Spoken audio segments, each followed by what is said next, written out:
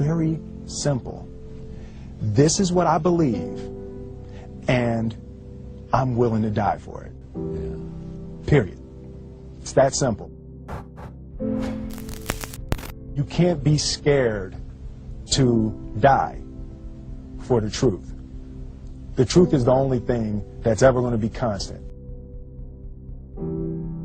The only thing that I see that is distinctly different about me is I'm not afraid to die on a treadmill. You might have more talent than me, you might be smarter than me, but if we get on the treadmill together, there's two things. You're getting off first, or I'm gonna die. It's really that simple. You're not going to outwork me. It's such a simple, basic concept. The guy who is willing to hustle the most is going to be the guy that just gets that loose ball. You know, he got two. Ooh, God, he hustled, he grabbed that one. That was going to be out of bounds, but he saved it back in. It's like the commodity that I see the majority of people who aren't getting the places they want or aren't achieving the things that they want in this business is strictly based on hustle. It's strictly based on being outworked. It's strictly based on missing crucial opportunities. I say all the time, if you stay ready, you ain't got to get ready. Greatness is not this wonderful, esoteric, elusive, God-like feature that only the special among us will ever taste. You know, it's something that truly exists in all of us. I want to do good. I want the world to be better because I was here. I want my life, I want my work, my family, I want it to mean something. And it's like, it has, if you are not making someone else's life better, then you're wasting your time. You know, like your life will become better by making other lives better. The first step before anybody else in the world believes it is you have to believe it. There's no reason to have a plan B because it distracts from plan A.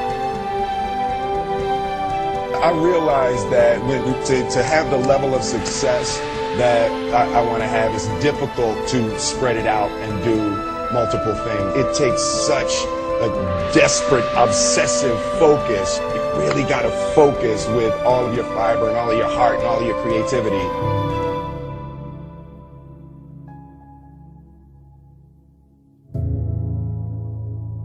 I've never really viewed myself as particularly talented. Where I excel is ridiculous, sickening work ethic. You know, while the other guy's sleeping, I'm working. While the other guy's eating, I'm working. The road to success is through commitment and through the strength to drive through that commitment when it gets hard. And it is going to get hard and you're going to want to quit sometimes, but it'll be colored by who you are and more who you want to be. Being realistic is the most commonly traveled road to mediocrity. Why would you be realistic? What's the point of being realistic? Yeah, I'm going to do it. It's done. It's already done. The second I decide it's done, it's already done. So now we just got to wait for y'all to see. I'm motivated by fear. Fear. You know? Fear of what? Fear of fear. I hate being scared to do something. And I think what developed in my early days was the attitude that I started attacking things that I was scared of. I don't want to be an icon. I want to be an idea. You know, I want to represent an idea. I want to represent possibilities. I want to represent magic, right?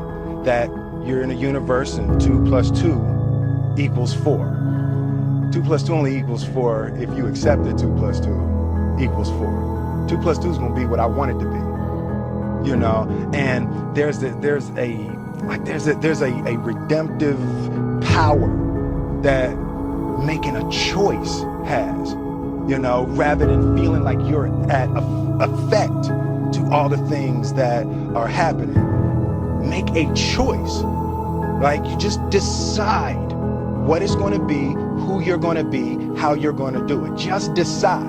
And then from that point, the universe is going to get out your way.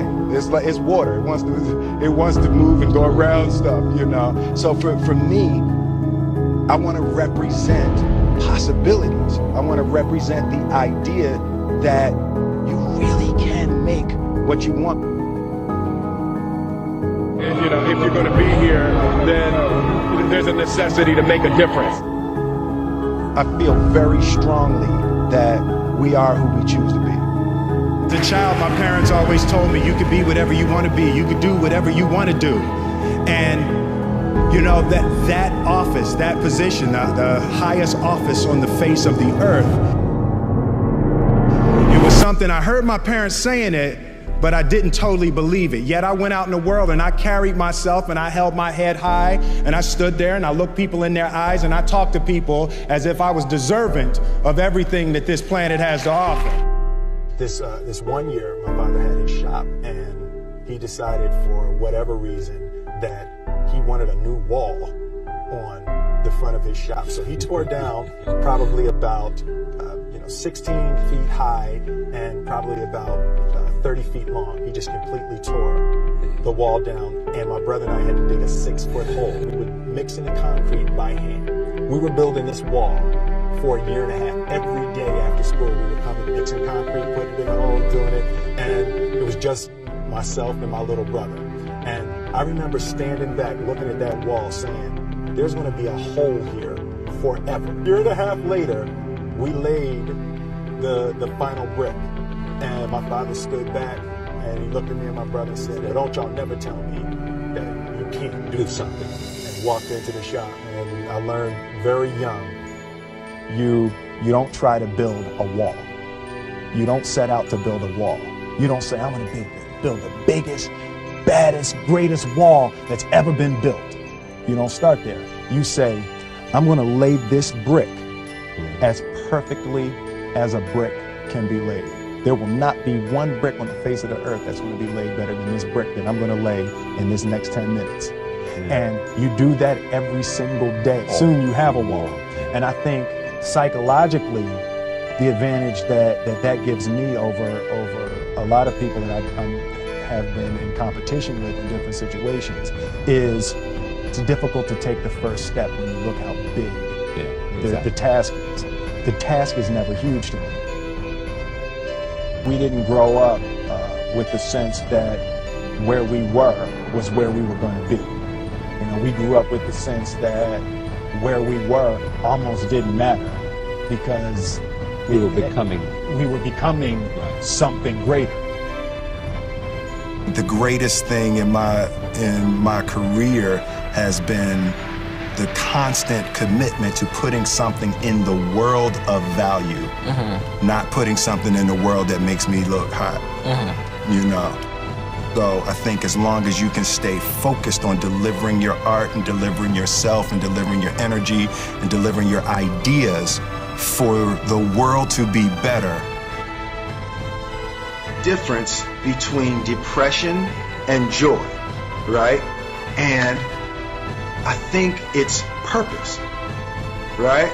It's like when you wake up in the morning and your life means something to somebody other than you, that you have a purpose. If you don't go do the things that you're going to do, people's lives will suffer. And I think that kind of purpose, that like to live in service, not to you, but to live in service to humanity, to live in service to your family, to live in service to your church, to your city, to your country, to the world. Living in service is that, I feel like that is the purest form of joy.